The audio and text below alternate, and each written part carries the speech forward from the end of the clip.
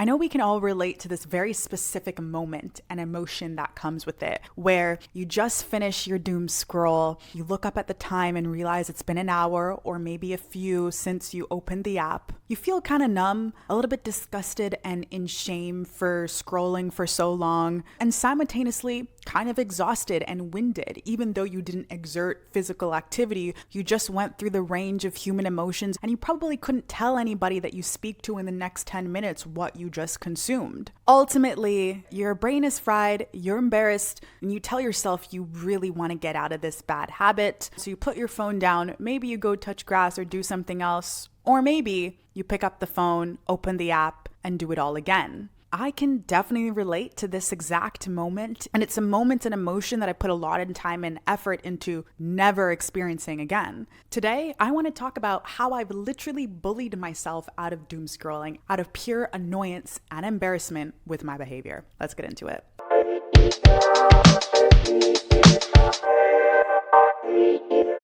Hello, if you're new here, my name is Denée. Thank you so much for giving me a little piece of your time today. If you're watching on YouTube, by the way, you can also listen on Spotify. It's always linked in the description. So I find that most people, including me at the time, respond to that post-doom scrolling emotion with self-loathing. Woe is me. Oh my goodness. I have no self-control. I'm addicted. What else am I supposed to do? I need to be on these apps. How am I going to communicate with my friends? They made these apps so it's addicting. I learned something. And the thing is, that's exactly what they want us to think. They want us to think that we have no control over our behaviors. The bullying started when I realized that self-loathing is the wrong response because it's passive and it gives my power over my life away to these companies who don't even want their children or family members using the same apps that they're extracting millions of dollars from. They bet on the fact that most people will be passive, that most people's response will be, I have no power, and continue to give all of their life, all of their precious time to their app so they can make more money, stay off the app, and actually live a deep, full life. I need to make it explicitly clear,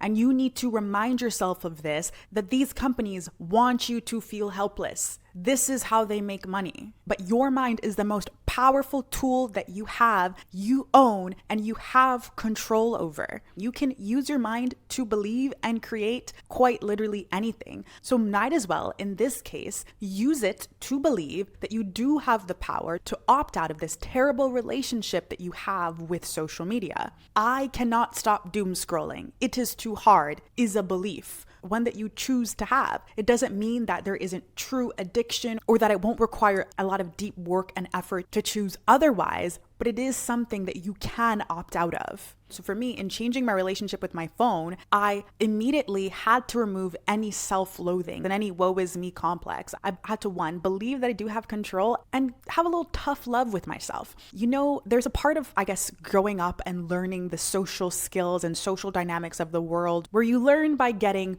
positively bullied. You know, you're at school, you do something a little bit off-putting or something that kind of breaks the social contract and people bully you out of that behavior. That is often a very important part of someone's social development that they can't and will struggle to learn otherwise if they're not in a environment where they can socialize. That's why a lot of homeschooling still includes that socialization element. I say that to say that you can and should enact this positive bullying, this tough love on yourself at times. For me, I have this little alter ego or voice in my mind that's meant to do exactly that. And when it comes to doom scrolling, I open an app to find something or respond to a message or find a friend when I have my allocated time to go on the apps for the day. And then I scroll once and then I scroll twice. I'll have this voice in my head be like, oh, is that really how you're going to spend your time? That's who you are? This is the kind of behavior that you partake in? She's not mean, but she is very unimpressed with what I like to call low vibrational behavior, easy behavior, taking the easy route for the present moment and not thinking about my future self and how she's going to feel. She doesn't mess with that type of behavior. I've sort of trained this alter ego to show up in disgust in those moments. Then it's a reminder of the stakes of the present moment, of how this second, third, fourth scroll can turn into hours of my time, which overall is going to add up to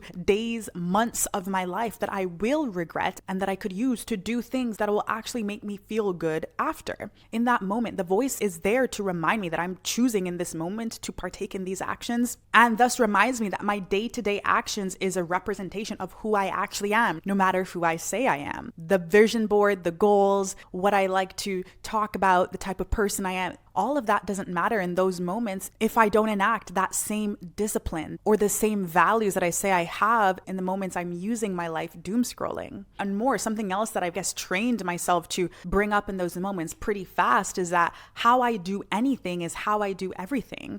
So if I can't make the choice to get off my phone right now when I have this thought that's telling me to do so and not try and push it down, then that behavior bleeds into how I do other things in my life, the way that I show up for other people and other things, not with full commitment to my values, my beliefs, not with true discipline and intentionality. So practically, the things that I say in my head in those moments when I'm bullying myself out of doom scrolling is this who you are? Like, oh, that's who you are. Okay. Oh, so this is how you spend your time. Great use of your free will. And instead of it coming out of a place of shame, it's from a place of the standards I've set for myself and the beautiful, full, deep life that I want to have. The standard that I am in charge and the algorithm is not in control of me or my life or these companies, and the belief that my mind is a superpower and I can and will use it in this moment where I'm fighting the desire to seek more dopamine fast instantly when I could do something that gives me a slow release dopamine effect that I actually turns into experience, memory, a moment that I am proud of. And I think it's also important to just have an arsenal of things that you can do in that very moment where you make the decision to not doom scroll further, especially if it's at a time when you are not like at work or school or you don't have something to do. For me,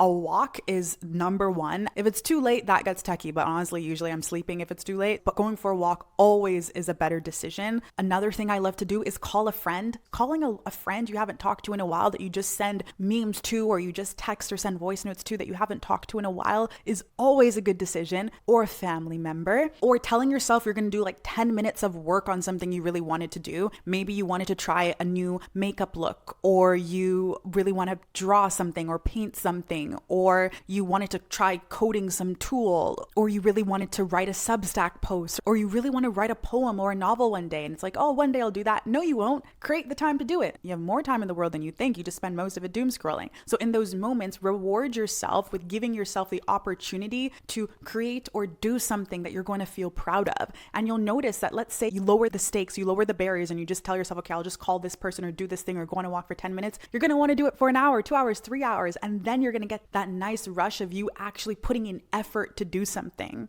Also, it's nice to have a good book on hand as well. Ultimately, it doesn't matter what it is. The replacement just needs to be an actual experience and not just passive consumption. And when you start to make this a habit, you start to rewire your brain and your relationship with your phone. Let's say like your problem of doom scrolling constantly is this big hole in the earth. Every small little time you don't do it, you're basically just putting a little bit of dirt in the hole, and it's just slowly compounding to cover it up. And it gets easier every time. So you should just aim to just do a little bit and a little bit more and a little bit more and a little bit more. The feeling that I talked about in the beginning, that feeling of numbness, exhaustion, shame, that does not have to be your reality. The power is yours. Do what it takes. If the method is bullying yourself like me, then do so. Gaslight yourself. But whatever you do, take control and don't just let them win, truthfully. And take this mindset with everything else in life too. Go live your actual life in real life. Okay, we'll talk soon, guys. Bye.